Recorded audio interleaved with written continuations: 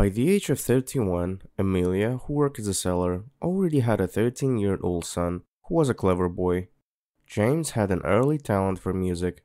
In his early childhood, when his mother sang lullabies to him, he would not fall asleep, but listen attentively to the beautiful soothing melodies until the end, and then began to sing along himself when he learned. The boy went to music school and choir and learned to play musical instruments. "Your boy is very talented," the teachers told Amelia. "Support his aspirations. If you try hard, he may become a famous musician in the future."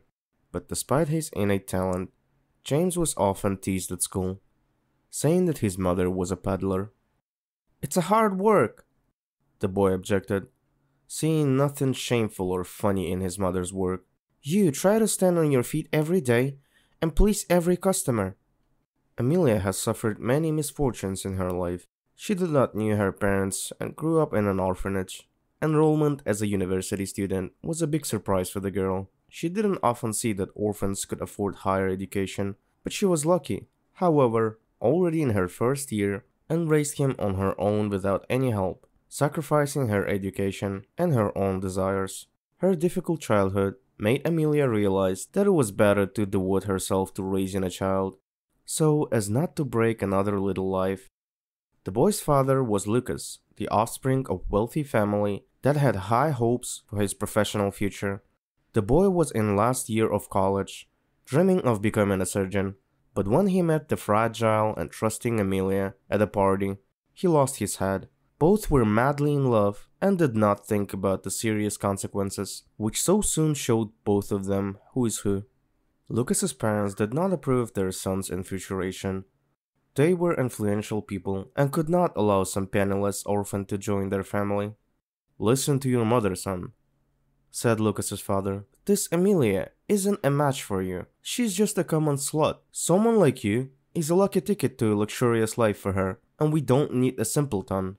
What will people think of you when they see someone like that around? She's ridiculous. She's out of our league." "But I love her, father, and she loves me," Lucas protested in despair. His feelings for Amelia were sincere. He thought they would marry. "This girl has completely different priorities. It will ruin you. You should be distracted, and you'll screw up all your studies. And I don't want to listen anything else." His father friendly interrupted him. "You'll end up in the army. That's what will happen to you. And someone will take your place who thought with his head."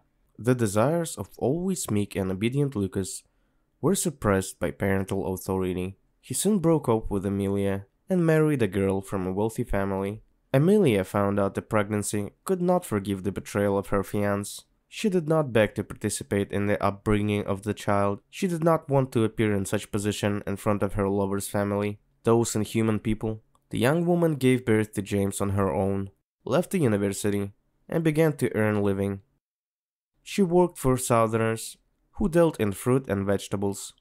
The trade was always going well. Over the years, Amelia became close to many customers and could chat, but she got pennies out of all the proceeds.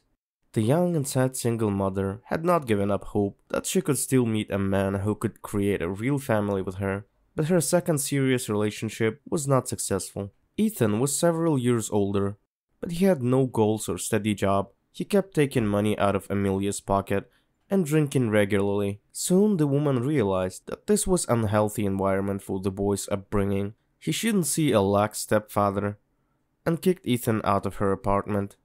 Barely past James' 13th birthday, Amelia learned that she was seriously ill.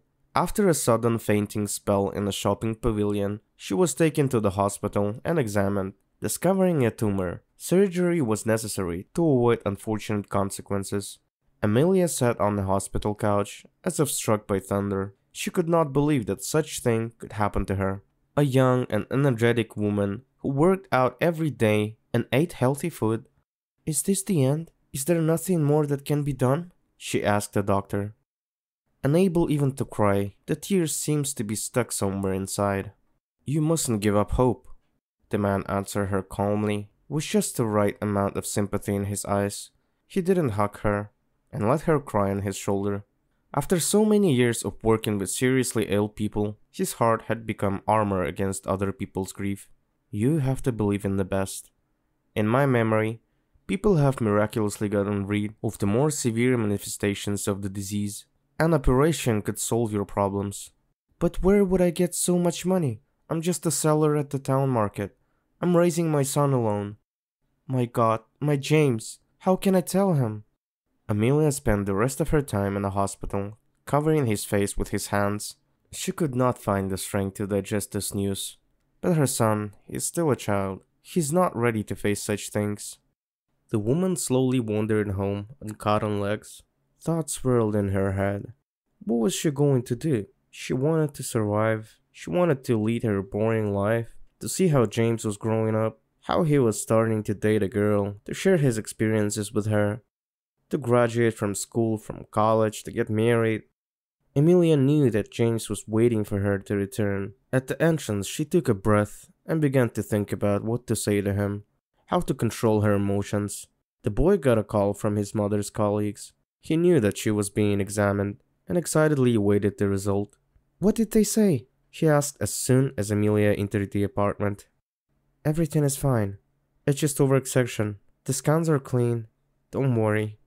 She kissed James on the forehead and closed in the kitchen. James remained unaware of his mother's illness and even breathed a sigh of relief when he learned that all was well. He hoped that the hospital would reassure her and assure her that there was nothing wrong with her, that it could happen to anyone. In the evening, Amelia's friend Diana visited her, and the women spent several hours together, first over tea and then over wine. It pained her to say it out loud, as if no one knew about it. She shouldn't have been afraid of impending changes.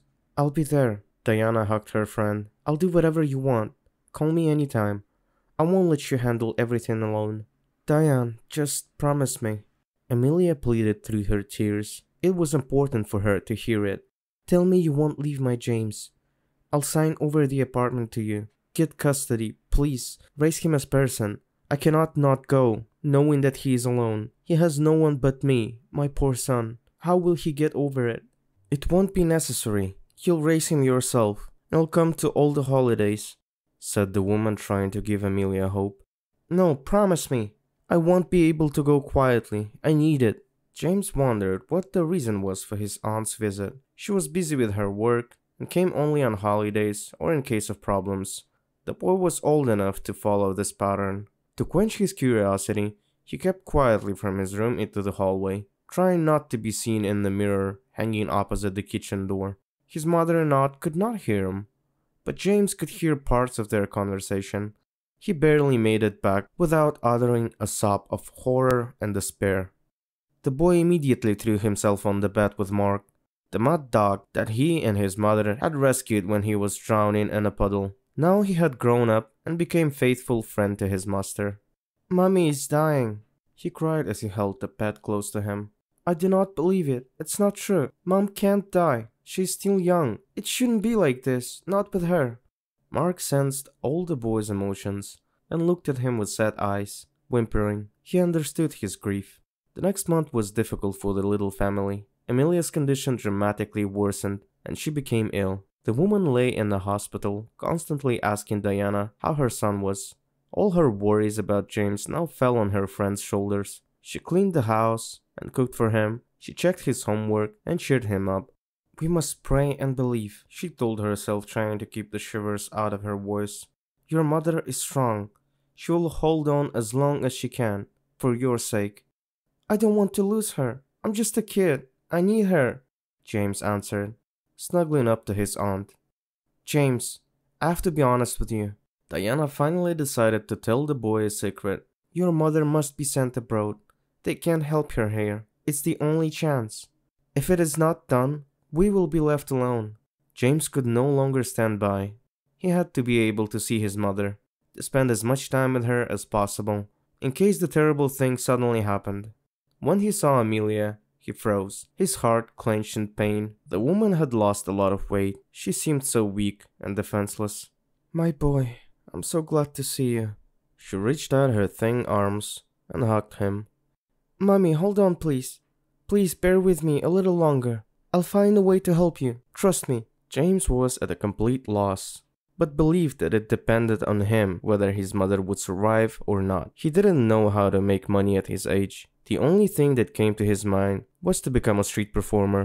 One day, he saw homeless people playing the accordion in the square and crooning some songs that made passersby cringe and toss coins to make them stop. And the boy himself went to music school for 2 years and mastered playing the accordion.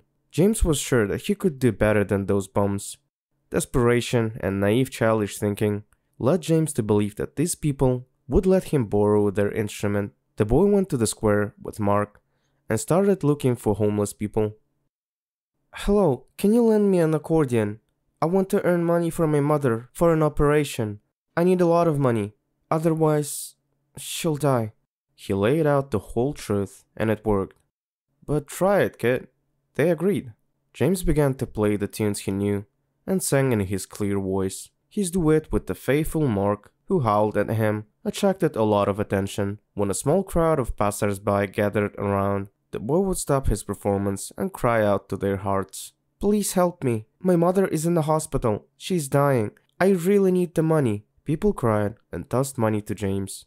A rumor about the boy who might have lost his mother reached the local volunteer organization.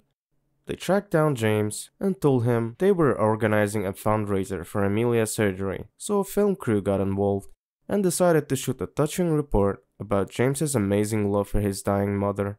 "This brave boy is fighting against the death of his sick mother. He is bravely challenging her and doing everything to make the surgery happen." The perky young woman spoke from all the TV screens in the region, urging viewers to show mercy and donate even a small amount for Amelia's recovery. "Help this grieving family be together again. Let Amelia walk her son back to school and let him live the carefree life of a 13-year-old. James should be dreaming of first dates, not dreading the prices at the funeral home."